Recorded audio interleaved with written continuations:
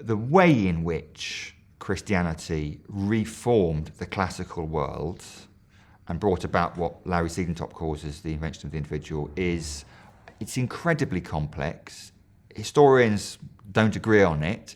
And in any case, of course, one has to realise it was only impartial. Let's not imagine that the classical world at the end of the 4th century, 50 years after the conversion of Constantine, was a paradise in which, individuals were genuinely honoured for their being saved by God.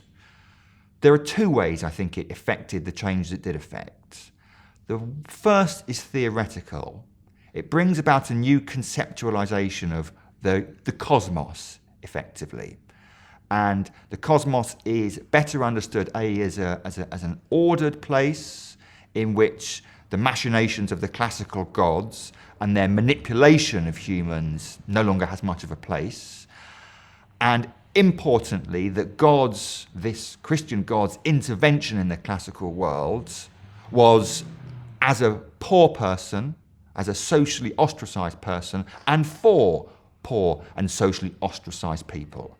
So that reconceptualises who or the value you can put on the poor and the socially ostracised. But critically, that conceptual, that theoretical change comes hand in hand with the practical change.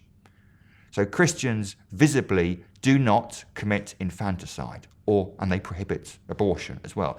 The Jews were like that in the ancient world, but were only ever, of course, a minority. Now, visibly, Christians actually not only do not allow infanticide, but actually take in infants, very often girls, that were exposed and eventually develop an institution which we now know as the orphanage.